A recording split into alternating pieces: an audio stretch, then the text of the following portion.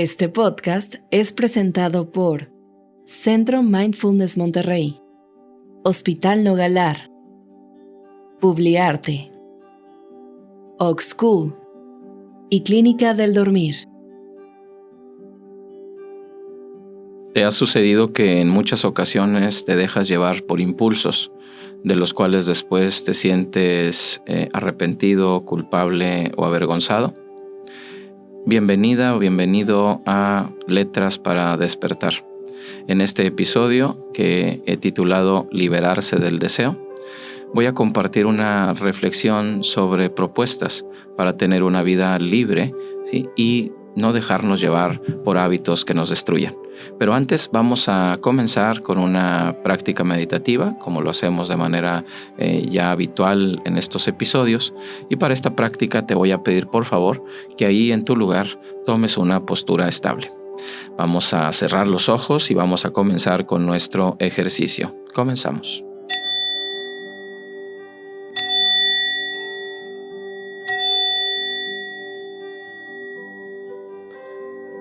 En este ejercicio vamos a llevar la atención a la respiración, inhalando y exhalando con total conciencia.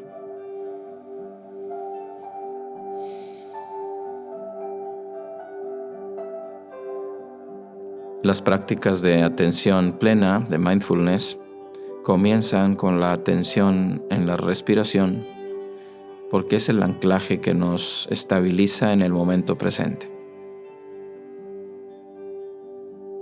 Y en este momento respiramos con total atención.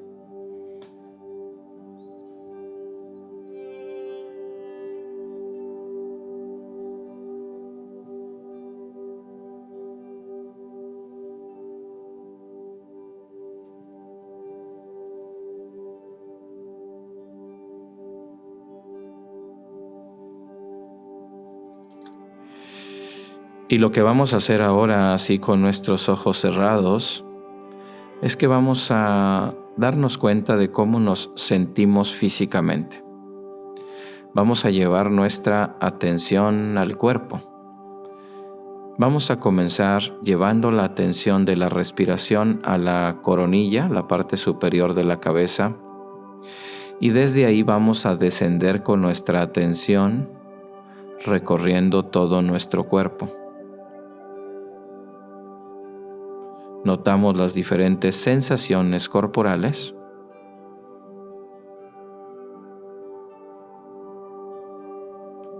Puntos de presión, temperaturas.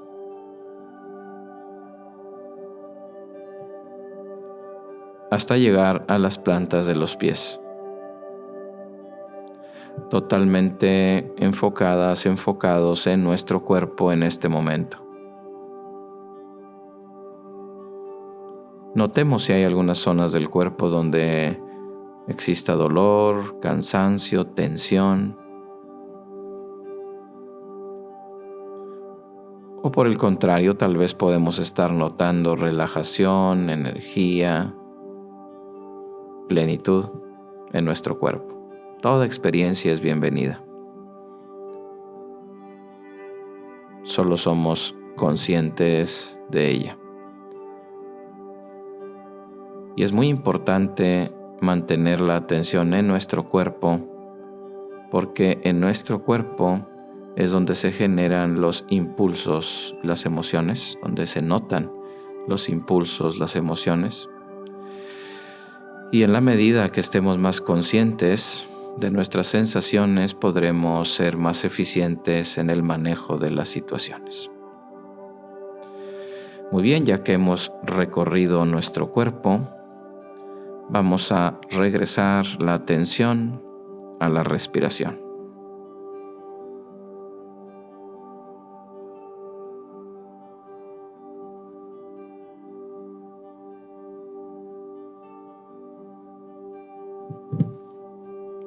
Respirando, solo respirando.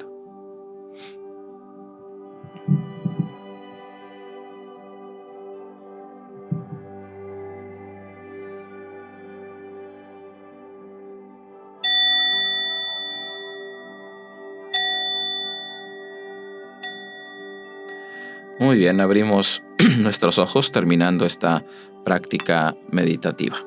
Muchas gracias por haberla realizado y comentarte que estas meditaciones que hacemos al inicio de cada capítulo, de cada episodio, tú las puedes repetir y realizar durante la semana, porque son prácticas cortas, pero que pueden ser muy transformadoras.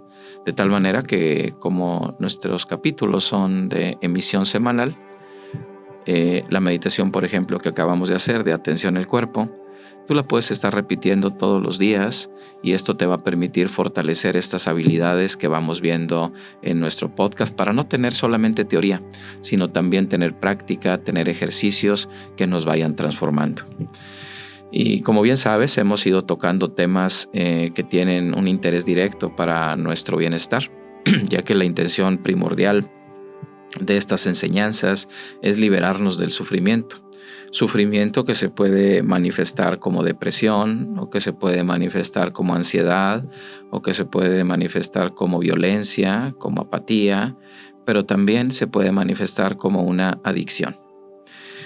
Y hoy en día, desgraciadamente, la población mundial es presa en una gran escala de las adicciones. Las adicciones, como sabemos, se refiere a una dependencia de algún estímulo que puede a nosotros generarnos mucho daño y que puede ser de diferentes naturalezas. Por ejemplo, nosotros podemos estar viviendo una adicción química, que es una de las adicciones más violentas y más dañinas que nosotros podemos vivir. Hay millones de seres humanos adictos a drogas ilegales y hay millones de seres humanos adictos a drogas legales. Y desgraciadamente, independientemente de las legislaciones, ambas son drogas. Y estas drogas lo que van a generar en nosotros son estados de dependencia. Y como bien lo sabemos, en la medida que nosotros vamos consumiendo alguna sustancia, vamos después cayendo en una necesidad de ella.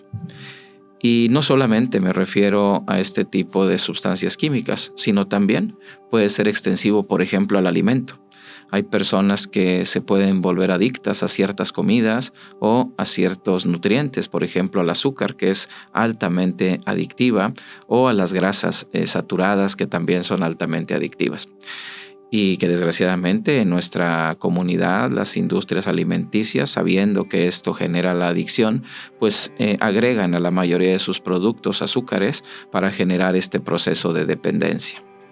Otro proceso también de adicción que es altamente frecuente, que no son las sustancias químicas, que no es el alimento, es a actividades lúdicas o actividades donde nosotros sentimos placer o sentimos euforia o agrado.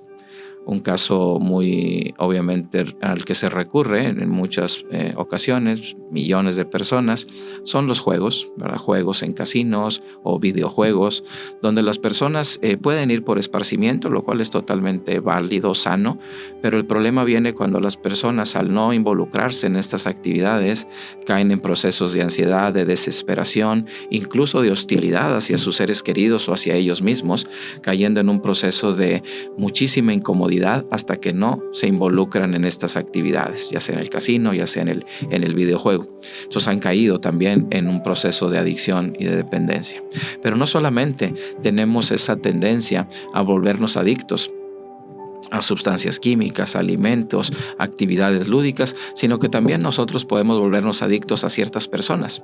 Las relaciones de codependencia, que también desgraciadamente son tan frecuentes, se generan en el momento en el que nosotros sentimos que otra persona nos da una sensación de placer, de bienestar, de seguridad, de comodidad, y nosotros caemos en una búsqueda asidua hacia esta persona, cayendo en un proceso, como mencioné, de codependencia, ¿sí? Que nos va a llevar también a mucho sufrimiento.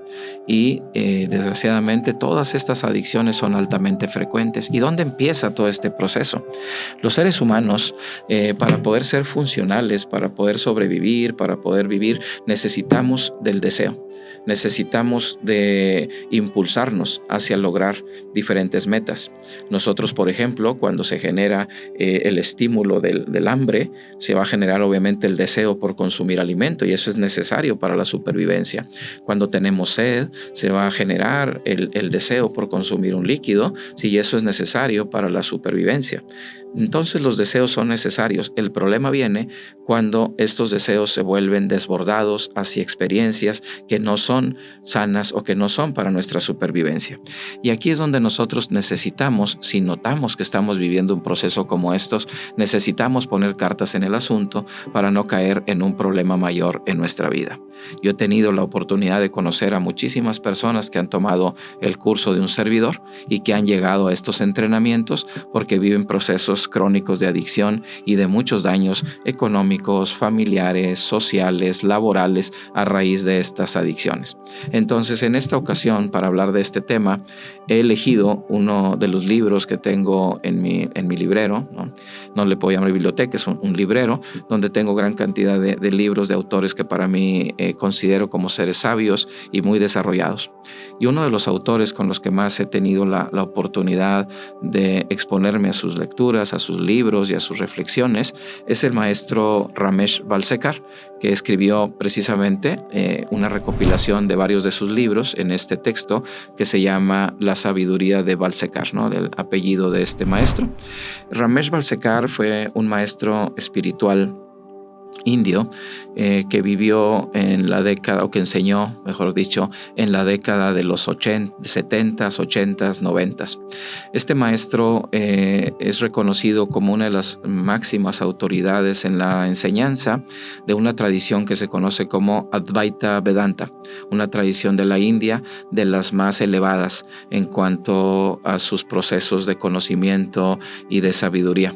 Este maestro era un banquero de la India con una gran solvencia, una gran educación, estudió en Londres y cuando se jubiló siguió a un maestro tal vez más famoso que él en estos entornos llamado Nisargadatta Maharaj, y Ramesh Balsekar fue su discípulo durante varios años y pudo comprender toda esta enseñanza. Entonces, en este libro, La sabiduría de Balsekar, habla en uno de sus capítulos directamente del tema del deseo.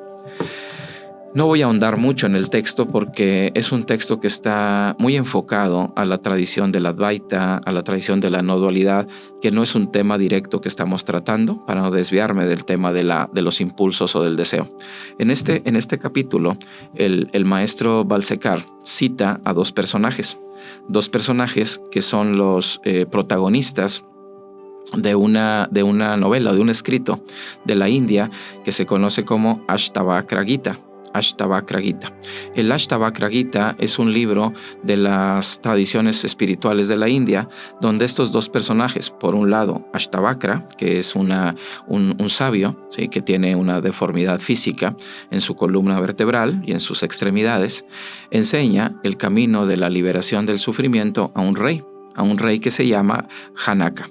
Entonces, Janaka y Ashtavakra son los protagonistas de esta novela, ¿sí? Y en este libro, en este tratado que es maravilloso y que lo podemos encontrar incluso para descargarlo, este Ashtavakra Gita, donde podemos tener grandes aprendizajes, el maestro Balsekar menciona lo siguiente. Dice: Ashtavakra advierte a su discípulo que el deseo se destruirá gradualmente, pero solo cuando se tenga constantemente en mente su poder de destrucción. Y eso es muy importante. Esta primera frase, como mencioné, voy a hablar poco de este texto, pero esta primera frase es muy, muy importante, porque lo que sucede cuando nosotros vivimos un proceso de adicción es que nosotros demeritamos los daños que esto nos pueda generar. Entonces no tenemos la habilidad o tal vez la valentía de ver realmente los problemas que esto nos genera. Y entonces, en medio de un proceso de adicción, lo que tratamos de hacer es evadir las consecuencias que esto tiene. De tal forma que esa evasión nos va a evitar a nosotros tener toda esa responsabilidad y ese reconocimiento real, encarnado del daño que esto nos genera a nosotros, a nuestros seres queridos, a nuestro entorno, y así podríamos cambiar. Entonces, voy a repetir esta frase que me parece muy, muy valiosa, esta parte de la frase que dice que el deseo se destruirá gradualmente. Muchas veces veces otro gran error que tenemos cuando queremos eliminar un hábito dañino es quererlo dejar de la noche a la mañana, ¿no? Entonces, esto obviamente puede ser en algunas personas lo han hecho, pero la gran mayoría de las personas, por ejemplo, de llevar unos hábitos alimenticios no sanos y de un día al otro que volverse una persona con una alimentación estrictamente sana, pues no va a ser posible. Entonces tiene que ser un proceso gradual, ¿sí? Pero este proceso gradual es un proceso con altas y bajas. Esto es, podemos ir reduciendo el contacto con una experiencia, con una actividad, con una sustancia, y de repente podemos recaer. Eso es totalmente normal, pero en la medida en la que nosotros nos demos cuenta del daño que nos genera, podremos libremente irlo soltando. Entonces dice, con esto sugiere que ninguna acción positiva, como la represión del deseo, puede jamás tener éxito en su destrucción. Otro punto importante. En esta frase nos está diciendo que muchas personas, cuando tratan de dejar un proceso adictivo, se esfuerzan por eliminarlo. Entonces, de una manera, insistente, se alejan de las experiencias que les llevan al consumo, y esto es por un lado sano, pero están pensando constantemente en ello, ¿sí? Y entonces esto se vuelve una tortura. Por lo cual, ¿cuál es la propuesta, más sana desde estas enseñanzas que comparte Mindfulness para poder lograr esta reducción o eliminación de un proceso adictivo? Menciona lo siguiente: el único modo de destruir el deseo es ser testigo pasivo de cómo surge cada vez que lo hace sin ninguna implicación en ello. Tal testificación cortará verticalmente cualquier extensión horizontal del deseo que viene claramente indicada por la implicación. Le voy a dar un poquito de contexto a esta frase. El maestro Balsekar está diciendo, ¿sí?, que el único modo de destruir el deseo es darnos cuenta de él. Y esto es precisamente lo que hacemos nosotros con las prácticas de mindfulness. Cuando nosotros entrenamos nuestra atención plena, cuando nosotros respiramos con total conciencia o hacemos actividades con plena atención, en nuestro cerebro se está fortaleciendo una zona que se llama giro cingulado anterior. Esta zona del cerebro está directamente relacionada con nuestra capacidad de controlar los impulsos, de tal forma que cuando nosotros estamos desarrollando esta herramienta de conciencia plena, vamos a ir generando la capacidad de que cuando se genere el malestar que se presenta cuando queremos realizar alguna acción, podamos tolerarlo. Si nos damos cuenta, podemos tomar el ejemplo de una persona que quiere dejar de fumar y de repente ve los cigarrillos o recuerda cuando está fumando, empieza a sentir físicamente incomodidad. Entonces la práctica de mindfulness consiste, y lo que propone también el maestro Balsekar, diciéndolo en las palabras de Ashtavakra, es mantener la atención en el momento presente. ¿Y qué va a suceder cuando hacemos esto? El impulso o el deseo no es eterno. Como todo es impermanente, el impulso va a ir haciendo, ¿sí?, una curva descendente en la que desaparece. Entonces, esa incomodidad física, que pueden ser palpitaciones, desesperación, irritabilidad, va a ser momentánea. Y si nosotros repetimos y repetimos esta presencia, esta luz sobre el deseo, esta luz sobre el impulso, cada vez tendrá menos fuerza en nosotros hasta que eventualmente desaparezca. Yo he sido testigo de ese proceso. Cuando yo me formé como instructor de mindfulness, tenía la adicción del tabaquismo, y esta adicción, sin quererla yo dejar en ningún momento, me di cuenta que ya no necesitaba, ¿sí?, de consumir nicotina para reducir mi ansiedad, porque ya no había ansiedad que llegara a mí. De tal forma que te invito a que te des la oportunidad también de conocer herramientas como mindfulness, como meditación, y que te des cuenta también de los daños que pueda generar una posible adicción que estés viviendo y que tal vez no quieras reconocer, para que puedas tener una vida plena. En nuestros cursos, en nuestros entrenamientos, muchísimas personas lo toman precisamente para salir de procesos adictivos y han tenido un éxito, sí, durante las 8 semanas de este curso, por lo cual te invito a nuestro siguiente entrenamiento. Regularmente abrimos cursos de mindfulness para reducir el estrés, y también te invito a nuestros viajes. Tenemos viajes con contenido meditativo y estamos planeando el viaje para Tailandia, que vamos a realizar en el febrero del 2025, y tenemos todavía plazas disponibles. Muchísimas gracias y nos vemos en el siguiente episodio de Letras para Despertar. Este podcast fue presentado por Centro Mindfulness Monterrey, Hospital Nogalar, Publiarte, Ox School y Clínica del Dormir.